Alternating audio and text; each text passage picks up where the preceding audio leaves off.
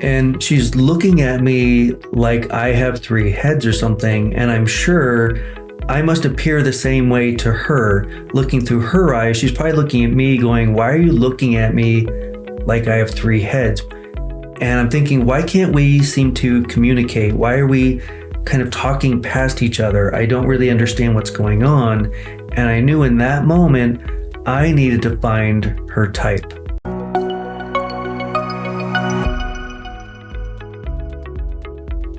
Now, finding somebody's type is not as easy as simply asking them some questions.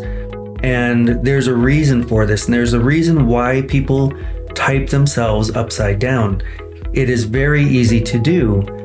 And let me give you an example of me trying to type her. And this is, of course, just me trying to pay attention, getting to know the person, and why I came to this conclusion, and how you could probably see how this person could have typed themselves upside down. I think this would be a really good example of why this occurs so often. So I'm trying to pay attention and understand who they are, how they go about their world.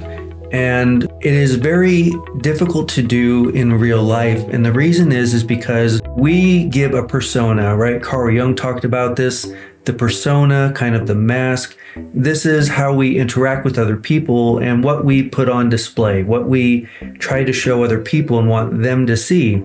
And a lot of times what we're doing is trying to project or protect against people seeing our inferior functions. We don't want to have to be in that position to put them on display. We certainly don't want people to see where we would struggle. And so we give a persona, a different version of ourselves. So whenever I was getting to know the person, we walked into her office and she had a bunch of folders out on the table. And she said, hey, don't mind that. I'm going to be getting that into order. I'm going to be working on that later. Now, normally this is something that you wouldn't really put a lot of weight in.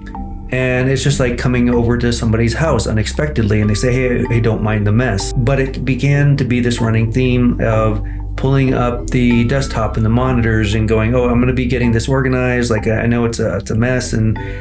But again, it's this thing of going, don't look at that. I don't really want you to key in on that. Now, remember from the other video, how to verify your type. Whenever I'm trying to find somebody's type, especially in the real world, especially when I'm not asking that person questions and getting that feedback, I'm trying to kind of see how they go about their world. And one of the things that you want to do is find out, are you introverted or extroverted? And then you want to verify that with the inferior function. And it's very difficult to do in the real world because most of us are going to shy away or do everything we can to make sure we avoid being put in a situation where we have to deal with our inferior in a public setting. So whenever this person kept saying, don't look at this, don't mind this, they're saying, this is what stresses me out. Now, you could say, but hold on, doesn't that mean that they're very organized? They're saying, hey, I'm going to be getting to that. Hey, I'm going to be doing this. And here is the thing. If the person was organized, they wouldn't be worrying about getting organized. They wouldn't say, I'm putting that off. I don't want to deal with that. It's a stressor. I'm going to get to it because the people who are organized, they're not putting it off. They're not stressing about it. They already are organized. It's not something that they have to get to. They're constantly doing it. And that's the difference. And that's why people will type themselves upside down. So if I ask this person, are you an organized person? They might say, oh yeah, I'm doing it all the time. It's always on my mind. I see my desktop and I go, look at all this stuff I need to organize. Oh, I have all these folders and they're all over the place. Now I'm constantly organizing. That's me. I'm an organizer. And you go, no, you're not an organizer.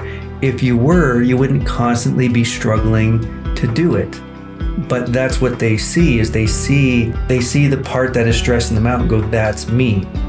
And this can be the same with people who are, say, feeling inferior, whether it's introverted feeling or extroverted feeling, and say, I'm a very emotional person. I'm always getting upset or angry. That's where you see yourself. You see your ego functions really clearly. That inferior really stands out because it is something that you struggle with. It is something that it is constantly in your face, and you go, yeah, I'm always dealing with my emotions.